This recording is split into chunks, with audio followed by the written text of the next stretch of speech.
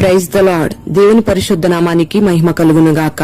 అనుదిన దైవ కృపా కార్యక్రమం ద్వారా ఈ దినం దేవుని మాటలు వింటున్న దేవుని బిడ్డలు ఆత్మీయులైన మీ అందరికీ పేరు పేరున ప్రత్యేకమైన వందనాలు తెలియపరుస్తున్నాం. నా దేవుడు నిశ్చయముగా మిమ్మల్ని ఆశీర్వదించును గాక. దినవృత్తాంతాల మొదటి గ్రంథం 16వ అధ్యాయం 34వ వాక్యంలో యెహోవా దయాళుడు, ఆయన కృప నిరంతరముండును అని ఈ వాక్య భాగంలో రాయబడి ఉంది. మరి మన దేవుడు దయగలిగిన దేవుడు. ఆయన పేరే దయాళుడు. మనుష్యులు ఎవరైనా కొంచెం మన ఎడల దయ చూపిస్తే వారి దయను బట్టి మనం ఎంతగానో సంబరపడిపోతా ఉంటాం. కానీ వారి దయ కొద్ది కాలం మాత్రమే ఉంటుంది. కానీ దేవుడే మన జీవితంలో మన ఎడల దయ చూపిస్తే ఆయన దయ ఆయుష్కాలం అంతా కూడా నిలిచి ఉంటుంది. ఆయన మన ఎడల దయ చూపిస్తే మన పాపాలన్నీ కూడా క్షమించబడతాయి. ఆయన మన ఎడల దయ చూపితే మన రోగాలన్నీ కుదర్చబడతాయి. ఆయన మన ఎడల దయ చూపితే మన శాపాలన్నీ కూడా కొట్టివేయబడతాయి. ప్రియ దేవుని బిడ్డలారా, ఆయన దయ చూపితే ఆయన కృప నిరంతరం మన మీద మన పిల్లల మీద నిలిచి ఉంటుంది.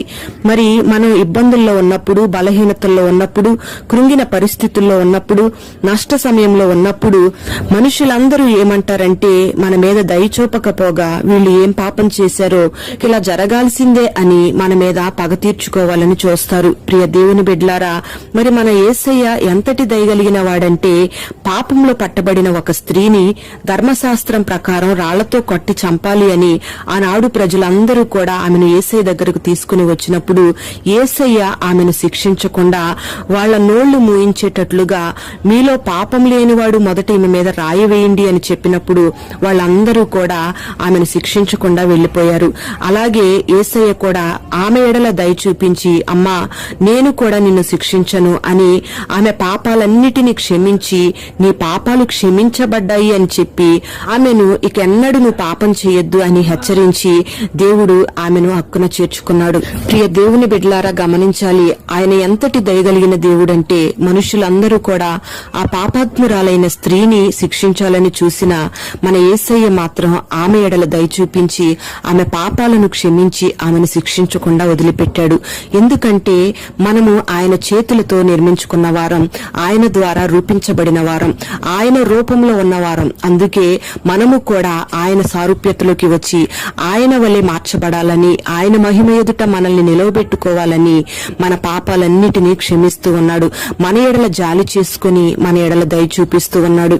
పాపములోనే జీవించాలని, పాపంలోనే మరణించాలని, పాపం ద్వారా వచ్చే శిక్షను అనుభవించాలని ఆయన కోరుకునే దేవుడు కాదు. అందుకే ఈ దినాన నీ ఎడల జాలి చేసుకుని నిన్ను కనికరించబోతున్నాడు, నీ ఎడల కృప చూపబోతున్నాడు. ప్రియ దేవుని బిడ్డలారా, మరి ఈ దినాన ఎటువంటి బలహీనతల మధ్యలో ఉన్నా, మనుషులందరి చేత నువ్వు తృణీకరించబడుతూ ఉన్నా, మనుషులందరి ద్వారా నువ్వు అపహసించబడుతూ ఉన్నా, నీకు కలిగిన బలహీనతలను బట్టి అందరూ నిన్ను హేళన చేస్తూ నిన్ను శిక్షించాలని చూస్తూ ఉన్నా, నా దేవుడు నీ ఎడల జాలి చేసుకుని నీ ఎడల దయ చూపించి నీ శిక్షను కొట్టివేసి నీకు కలిగిన ఆ బలహీనతలోంచి, ఆ పాప సంబంధమైన అనుభవాల్లోంచి, ఆ రోగపు పరిస్థితుల్లోంచి, ఆ రోగ బలహీనతల్లోంచి, ఆ అపాయపు పరిస్థితుల్లోంచి, ఆర్థికమైన ఇబ్బందుల్లోంచి, నీ కుటుంబంలో ఉన్న అసమాధాన పరిస్థితుల్లోంచి ఆయన నిన్ను లేవనెత్తాలని కోరుకుంటున్నాడు.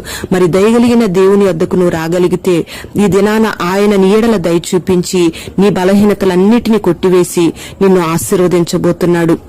ఆయన కృప నీ మీద, నీ పిల్లల మీద తరతరాలు ఉండేటట్లుగా నీ ఎడల దయ చూపించబోతున్నాడు. నీకు కలిగిన ప్రతి పాపాన్ని, శాపాన్ని, రోగాన్ని, బలహీనతలన్నిటినీ ఈ దినాన కొట్టివేయబోతున్నాడు. మరి అట్టి కృప ఈ దినాన దేవుడు నీకు దయచేయునుగాక. ప్రార్థన. పరిశుద్ధుడవైన తండ్రి, ప్రేమ కలిగిన దేవా, నీకు స్తోత్రం చెల్లిస్తున్నాం. ఈ దినాన ఈ మాటలు విన్నని బిడ్డలందరినీ మీరు ఆశీర్వదించండి. దయగలిగిన దేవునిగా మా కొరకు దిగి వచ్చిన గొప్ప దేవుడవు. మా పాపాలన్నిటినీ క్షమించుటకు సమర్థుడవు. మా రోగాలన్నిటినీ భరించుటకు శక్తి కలిగిన దేవుడవు. మా శాపాలన్నీ కొట్టివేయుటకు సమర్థుడవు. ప్రభువా, ఈ మాటలు విన్నని బిడ్డల జీవితాల్లో ఏ బలహీనతలను బట్టి, ఏ పాప సంబంధమైన అనుభవాలను బట్టి, ఏ రోగాలను బట్టి, ఏ అప్పుల సమస్యలను బట్టి నీ బిడ్డలు కృంగిపోతూ ప్రజల మధ్యలో అపహసించబడుతూ, నిందించబడుతూ, హేళన చేయబడుతూ ఉన్నారో నీ బిడ్డలందరినీ ఒక్కసారి మీరు జ్ఞాపకం చేసుకుని కలిగిన ఆ బలహీనతలోంచి మీరు లేవనెత్తి నీ బిడ్డలందరినీ మీరు క్షమించి హిమ ఎదుట నిలబడుటకు శక్తి కలిగిన వారిగా మీరు మార్చండి.